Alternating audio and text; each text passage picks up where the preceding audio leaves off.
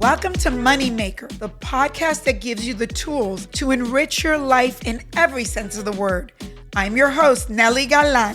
Let's get started. Dominique Broadway, I've been dying to meet you. We're colleagues on the Money News Network, and I'm so excited about your new show, We Have Options, and you're an investing expert.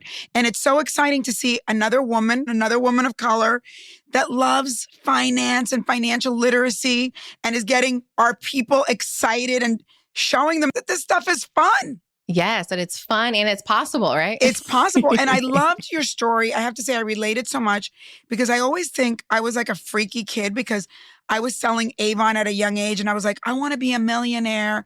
Now, again, my parents lost everything. We came from Cuba and we lost everything. But not a lot of kids that were Latina at that age were wanting to do well. And you, I know, since you're a little kid, knew what you wanted to do. Yeah. Tell us your story. It's so funny. I loved Avon when I was a kid. And honestly, I think I actually tried to become an Avon rep too. I feel like they had a program for teens or something at the time. I think they were launching some teen deodorants and stuff like that. I think I may have tried my hand at it, but I don't think I did well. But so I'll say probably it's very similar to you. I really became an entrepreneur when I was 5, selling bracelets. That was the first kind of thing that I sold. We would make bracelets out of GIMP and little, strings, and my mom would take me to Michael's on the weekend and I just use extra materials from camp and make bracelets. That was the first thing that I really sold. And I was just really intrigued that I could make something and people would give me money for it. And, honestly, a lot of it was just because as a kid, you go to the store with your parents and they're like, don't ask for anything when you go in the store. But I'm like, if I have my own money, I don't have to ask you. So I was always looking for ways to make money, going on to high school, selling candy in school. I actually got suspended one time for selling gum because people were spitting the gum out and it shut down my whole operation. Then I ended up becoming chief operating officer for one of my friends' companies called Kids Interactive Data Systems. And it was just us two. And we had maybe one or two other kids who were employees. And we were actually teaching kids how to use computer programs and software because they didn't do it in schools at that time. And then he went on to go to college. And so I was back to being an unemployed teenager. And that was when I started working just kind of odd and end jobs, working at Old Navy and Target. Yeah. Very quickly, I realized making this $6.75 an hour was not going to cut it for me. And so that's when I really just tried to start trying to understand, how are people making money? We lived in Rockville, Maryland at the time, me and my mom. And, we were up the street from Potomac, Maryland, which was a, very high net worth area. My mom would always drive me around and show me these mansions and say, if you work not just hard, but work smart, you can have these things too.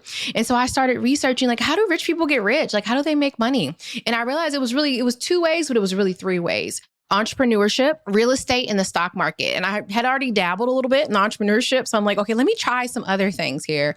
I didn't really have money to buy houses, but I did have money to start investing. So at 16 years old, I started teaching myself how to invest. And eventually, after a couple of years, started trying to learn how to trade. Can I go a little deep on that? Because there was no YouTube channels, I assume, to teach you how to do it. How did you say you taught yourself and exactly what does it mean to invest? Yes. So when I was doing this research, I realized that one of the things that all these rich people had in common or wealthier people is that they weren't working. They were working for their money, but they weren't just working for their money. They had their money working for them. So I was like, okay, so this isn't the end all be all. Because the way I looked at it is you go, you work, and you just go back to work and keep working and keep working. Right. But they had figured out how to make their money work for them. And that was really through investing. The definition of investing is putting your money into something, understanding that it's going to grow over time, right? It's going to be working for you. It may not give you a return today. It may not give you a return tomorrow, but it is going to be working for you and growing. And it's something that you don't physically have to go and do work for. And I was just obsessed with this, right? When I started teaching myself, as you said, there was no YouTube, it was internet, but it wasn't as many websites as it is now. And I started reading magazines. My parents had Black Enterprise and Essence and Money Mag sitting around the house. And I would pick those up and read them and understand and really focus on the investing sections. And then my grandfather bought me Investing for Dummies. And then there was this website called investopedia.com. And then I did this thing called going to the library and borrowing books. And that was really how I honestly taught myself. Because there weren't, like you said, there was no YouTube. And so because of that, it probably took me a little bit longer. I realized there were, a couple different investment firms that I could open at, and I didn't have a lot of money. And so I opened my first account with ShareBuilder. And ShareBuilder actually ended up getting acquired by Capital One. I made my first 2 investments. So my first 2 investments. And what were those?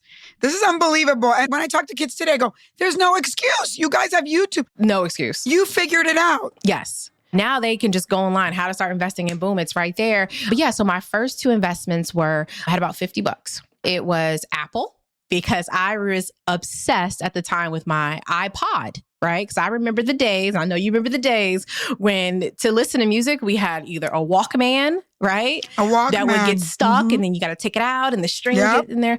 And also I remember the evolution of that for me was the CDs, but you had to have that big binder of CDs, in the back of your car. I still have them. But then you had to stop and pull over and go to the trunk and get your CDs.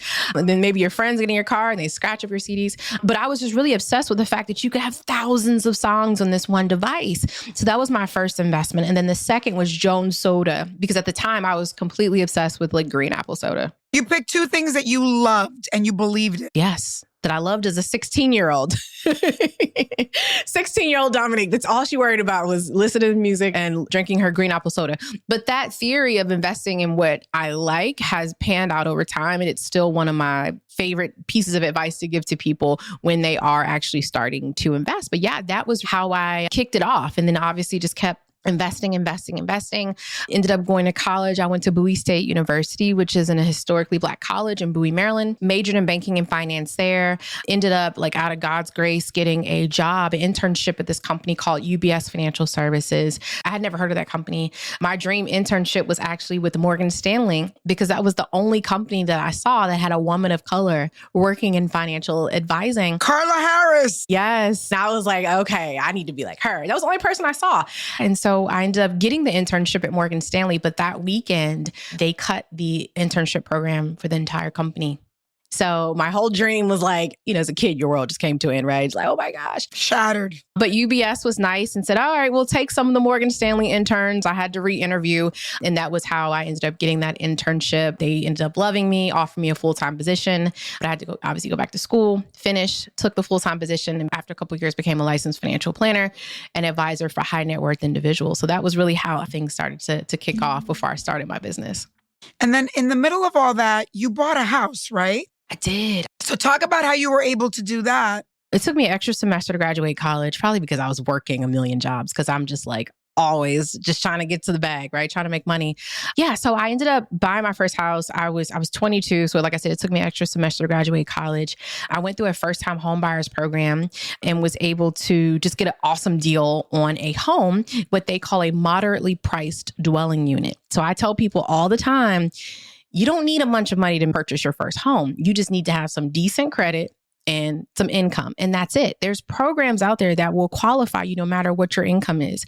At that time, I had just accepted my full-time position, although I was finishing my last semester in school. But because I had that job, I had income. And so I was only making probably about $48,000 or maybe $38,000. It wasn't, maybe less than 40, actually about $38,000. But that qualified me as low income. But in Montgomery County, Maryland, they have a program called Moderately Priced Dwelling Unit, MPDU. And basically, they have a certain percentage of the homes in these luxury buildings, these luxury high rises that are set aside for lower income. So I was able to end up purchasing a home on the 15th floor of a high rise. These condos at the time, 1 bedroom, were actually going for maybe $300,000. And because of this program, I was able to purchase one for $167,500. And so you made money the first minute you bought it. Literally. Doubled your money. I couldn't tap into all that equity because that's the way the program works, right? So those are priced lower, but the same amenities, same experience, same everything. And it still has the ability to increase in value. But I was able to do that with those programs. And so I think I ended up putting down maybe $1,000. That was it. Right. And so, I had some money saved from school, because I didn't use all the money that my grandparents had put aside for me. And I also had money from investing, right, from all those years. But because of the lower income program, I still was able to get in for little to nothing. It goes back to always finding the loopholes or the incentives or the whatever, because there are so many and we just don't do the homework. Did your friends at that time go, what the heck? This girl's got a house. She's so young. Yeah, they were like, what in the hell are you doing? Like, what are you doing? Right. It was funny. My friends were like, okay, so we all moved back home with our parents and you're in this dope condo. Like when they came to visit me, they're like, what are you doing? And I'm like, you guys have been saving? And they're like, no. And so that's when over a couple of years, I realized like, my friends kept coming to me, asking me for advice. I'm like, okay, people don't know like a lot of this information, just the basic savings and honestly, even just being resourceful in the programs that are out there. And that's when I realized, you start getting that entrepreneurial itch again. And I honestly felt like it was God telling me like, you're supposed to be something bigger. This is what I kept hearing every day. There's something bigger you're supposed to be doing, but I had no clue what it was. And I'm just like, well, what is it? Right. But something kept telling me to quit my job. And I remember going to my family and they're like, why would you quit your job when you don't know what you're going to do? And I'm like, I don't know, but something's telling me there's something bigger that I'm supposed to be doing. Now I have an idea of what that was, but at the time I had no clue. Like when I tell you no clue whatsoever, no clue, which was scary. So I ended up quitting my job and starting my company. I went to my mentor at the time and I said, I want to help people that don't have millions of dollars to hopefully maybe be able to get there one day, because all of our clients at the time had millions and millions of dollars. You had to have at least $1 million to become a client of the firm I worked with. And he said, you'll never make money helping people that don't have money. And I was like, say less, right? Quit the job.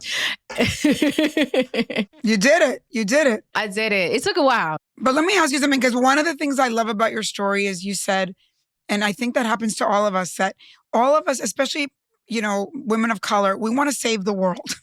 And in that process of you saving the world, you talk a lot about being incongruent and you weren't taking care of yourself that much. And that you had some falls and you had to learn, like we have savior personality disorders. I've never heard that. I like that. Savior personality disorder. I think I have that. We're saving other people and then you start becoming resentful because you stop doing your work with yourself. Yes. And you have to remind yourself never to stop doing your own work. Otherwise, you'll get resentful. So can you talk a little bit about that period of your life? Thank you for diagnosing that period of my life. I've never heard it said that. I paid for a lot of therapy. I'm like you, so I get it. I'm like, you've literally just summed it up better than any therapist ever has. But yes, so that savior personality disorder kicked in and I'm trying to save the world. I'm on this mission to save the world. And, I had this beautiful condo and a cute little black BMW and I'm 20 something years old and I'm single and helping so many people and, trying to keep my prices affordable. I end up going broke. Completely broke. I had about $50,000 saved up once I had quit my job, just from saving and also investing, and felt very confident that I had a nice cushion because I kept my expenses pretty low.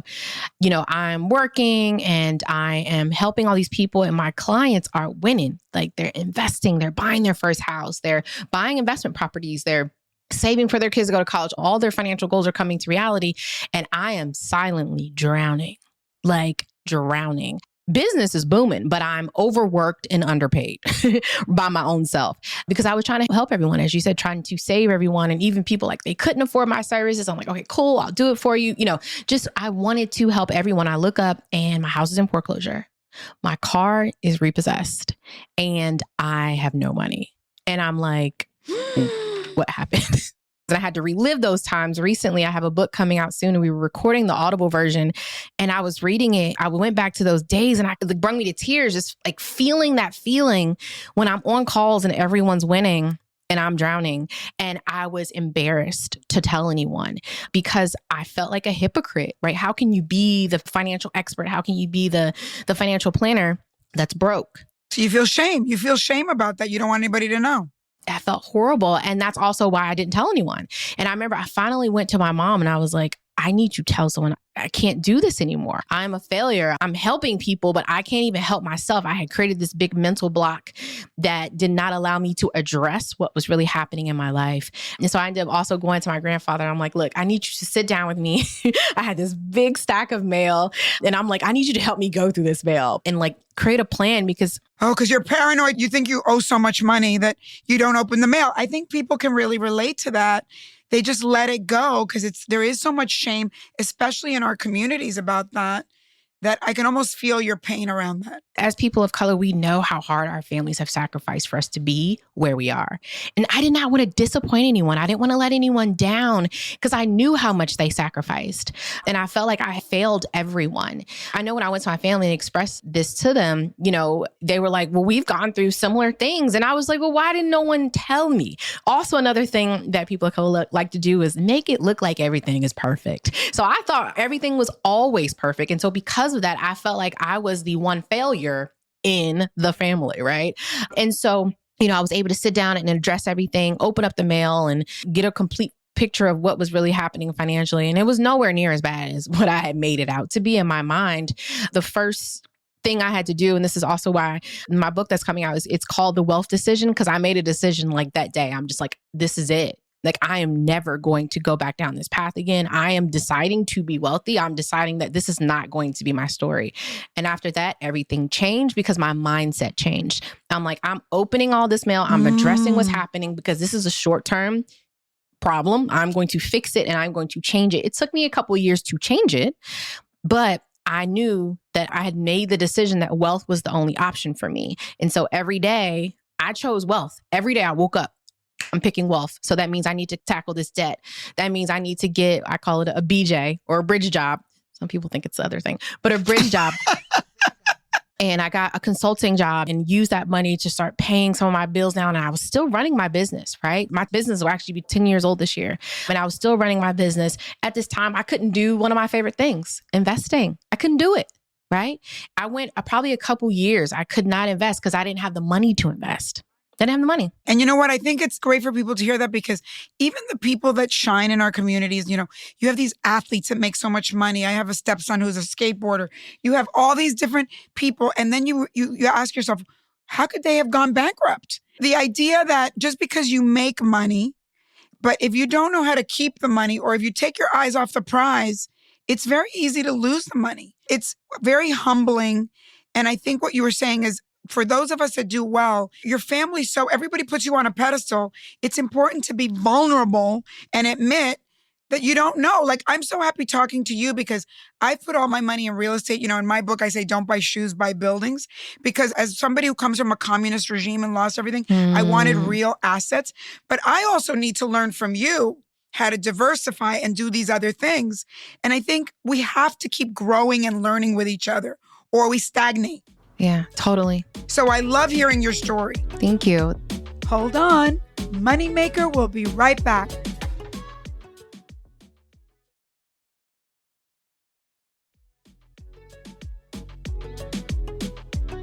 Let's get back to the show. So you went back after that you started also trading. And can you explain investing and trading and what's the difference? Investing is literally like investing your money into something, right? Like I said, with the expectation that it's going to give you a return in the future. So you can invest in everything from real estate, as you mentioned, to jewelry. There's people who invest in watches. There's people who invest in, traditional things like stocks, art, bonds, mutual funds, whiskey, wine, oil, energy, right? There's so many different things that you can invest in, right? But those things you understand that you're putting your money in and you're not going to see a return immediately, but it's going to grow a return over time. So example, your real estate, you're buying real estate today. Yes, it may not give you a return today, but over time it's going to increase, in value. And maybe you're getting rental payments that may come, annually or monthly or however the deal is worked out. With trading, we're looking to make money more frequently. We're looking to make money every day, every week, right? And so you're making more transactions. So when you're investing, you're just putting your money in and understanding it's going to grow over time. With trading, you're like, okay, I'm going to buy this now and it's going to go up or down, in value, and I'm going to take my profits. And so that's something that you can literally do. I typically do only probably about 3 days a week, right? Just getting into trades, but it allows me to create additional stream of income. So you do that for yourself, or you do it for yourself and others? Just myself. I teach others. In my country, all the stocks became worth nothing and all that. It is scary to me. And I've put it into a brokerage firm, put some money in, but it does scare me because I feel very out of control. Like somebody else is trading or doing whatever, and I've given them permission to do it. So what is the difference between doing it that way and learning to do it your way? Yeah. So I would say you have to do what works best for you, right? So I do a combination of what you said and what I said, right? Investing and trading. So I have a bulk of my investments. I would say most of my investments, they are just invested, right? They're sitting in the account. They're growing over time. They're stocks in major companies that I'm holding. Apple, Google, Amazon, Tesla, the big boys, right? Or big boys and girls. Investing into those and holding them over time. Over time, the market always goes up, right? In the US. I can't speak for other countries, but over time, it does go up. And that is also how many of the wealthiest people in the world continue to grow their wealth, right? They're putting millions in. This millions is producing hundreds and sometimes millions of dollars a year for them without them having to wake up, right? Now, when it comes to the trading piece, you don't need a lot of capital to do that, right? So let's say even if you have a portfolio, I don't know, let's say $20,000 in it, right? You may have 15,000 of that sitting in investments that's growing over time that's you're not touching, but you can still feel in control of it because you can go and look at these things every day, right? Typically, those investments, they're not being actively traded. They're literally just sitting there, right? So even I think about my kids' accounts, I have a 3-year-old and a 1-year-old, their funds, they're just sitting, right? I do some trading in some of their accounts, but most of their money is just sitting, right? And so I can just open it and see. And that's one of the things, like you mentioned earlier, with the real estate, you like to be able to see it, right? You can pull up on the building and it's still standing there. Even though it's a pain because you still have to take care of it. You got to take care of it. I explain to people, it's not like, check the box like this. This is more, but you're trading, which is also very active. So I want to learn. I'm excited even hearing about this from you. Yeah. So with the trading aspect, and like I said, even with the trading and investing, I love being able to just pull up my phone and see my money sitting up in there, right? So that's my thing. Like you, I would love to have my money in more buildings, but I also know that I can always look at it and see that it's here. With the trading, I love it because you really don't need a lot of capital, right? And so even with a lot of our students, I'm telling them you can start with as little as $500, right? We've had students who literally invested $80 into a Apple call, and I can tell you what that is in a second, and made $2,000, right? And so to me, with trading, especially with options trading, which is one of the things that I love, hence my show, We Have Options, it allows you to risk less and make larger amounts of money. So let me tell you a little bit about a couple of the things that you can trade. The financial instrument that's most commonly heard of trading are stocks, right? So you can purchase stock in any publicly traded company, Apple, Google, Amazon.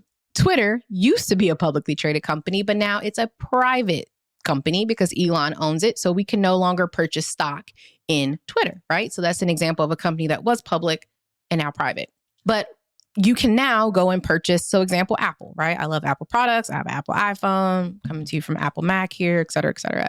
You can go right now and purchase stock in any publicly traded company such as Apple. You can buy the stock in that company and the stock price can go up. You make money, right? If you're just owning the stock and holding it, as they say, long, right? So we can invest in any of these companies.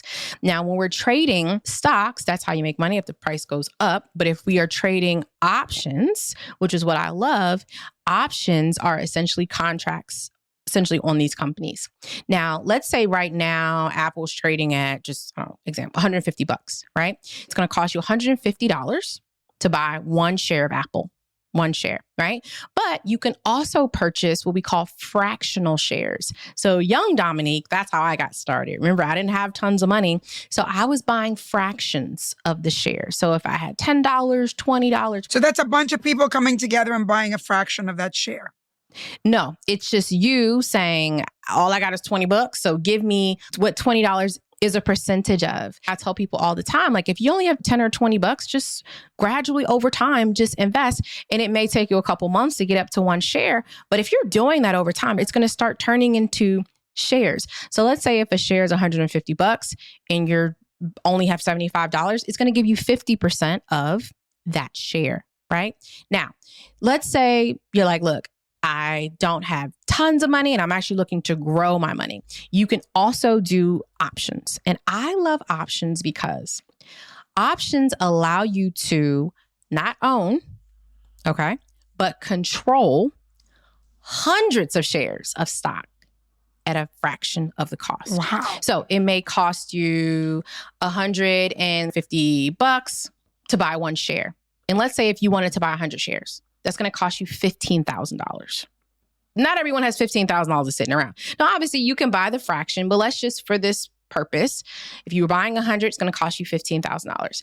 But if you wanted to control 100 shares, let's say the premium price, which is the price that you pay to buy the option, is $1.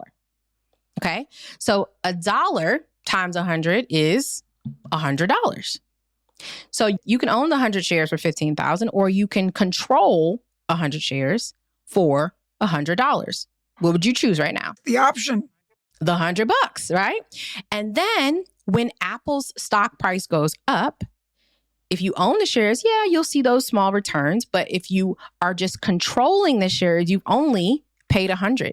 So that $100 can quickly, if the price goes up, right, substantially, can turn into $200, $1,000, $2,000. It's very, very possible. And so that's another reason why I personally love options, right? It was a way when I was starting to rebuild my own portfolio, it was a way for me to do what I wanted to be able to do, but I couldn't afford to do it, right? I wanted to be able to start trading stocks again, but I didn't have the capital.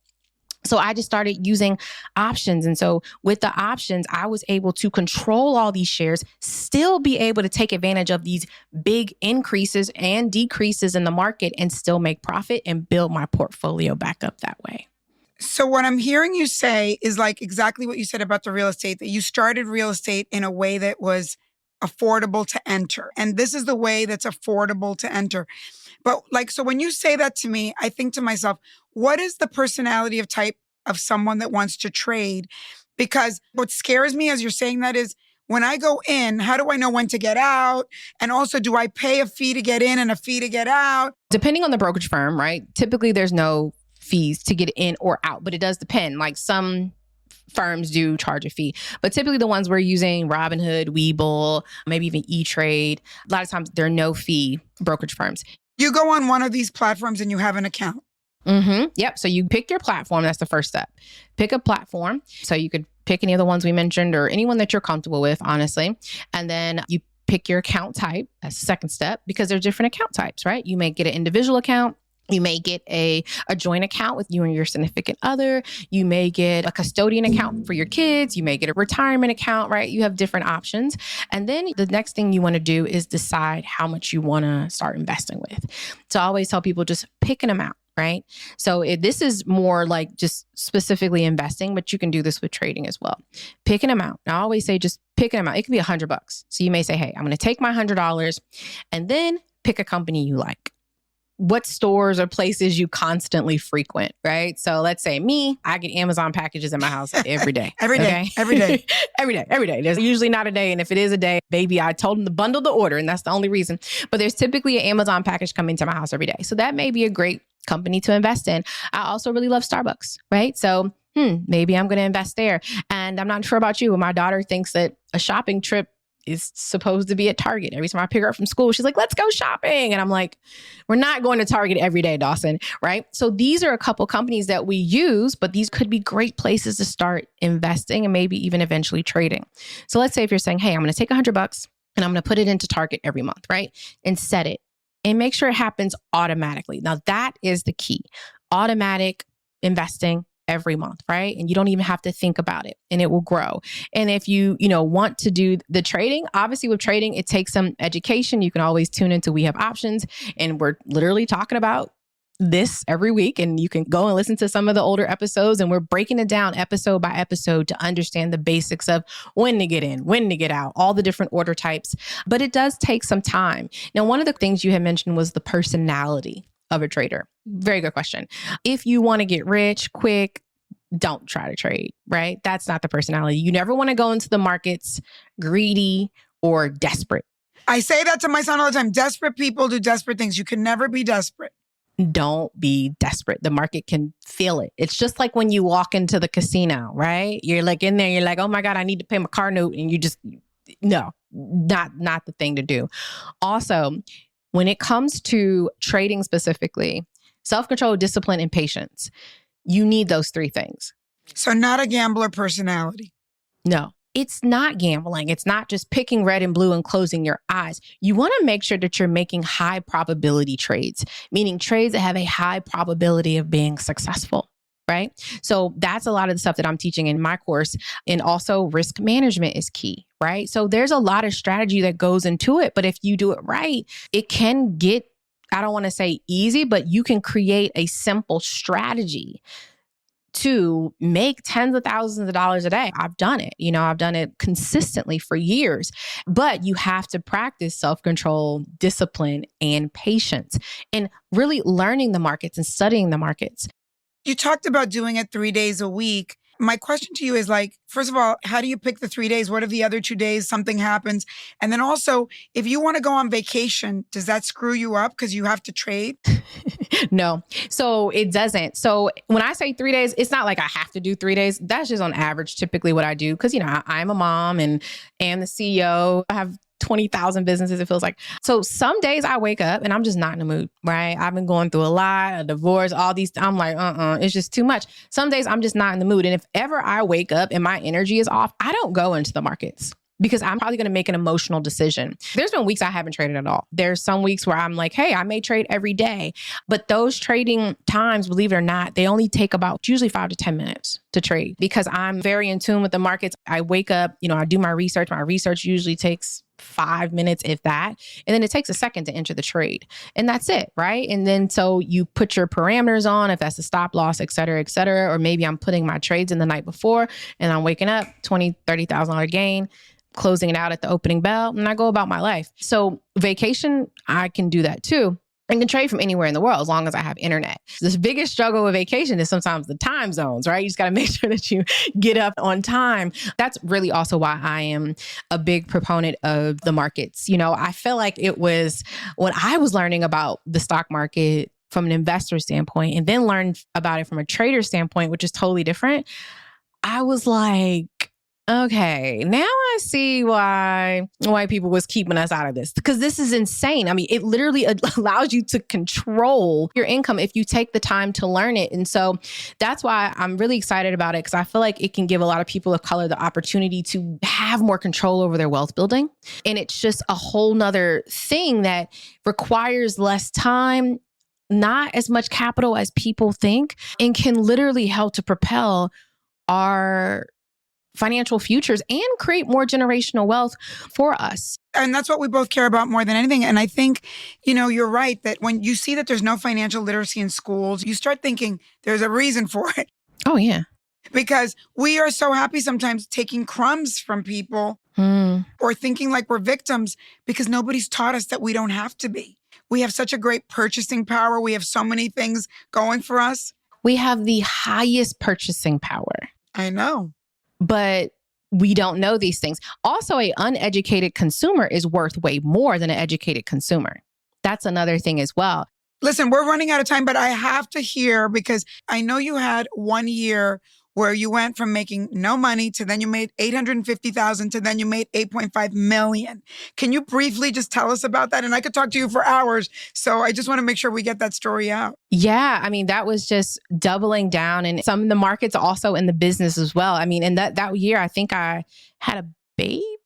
I think I was pregnant most of the year. So that was, yeah, it was, just honestly being consistent and being able to generate 7 figures in the markets. And then also being able to do almost, 8 or 9 within the business. Right. And so it was really cool because it was a large income, but an even bigger impact on, just tons of women and also just tons of people that look like me. I could talk to you for hours and I can't wait to see you in Miami, and we're going to learn from each other. I'm super excited.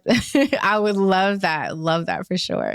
You're such a boss lady and such a money maker. So happy to have you on, and I can't wait to meet you in person. Likewise. Thank you for having me. Moneymaker is a production of Money News Network.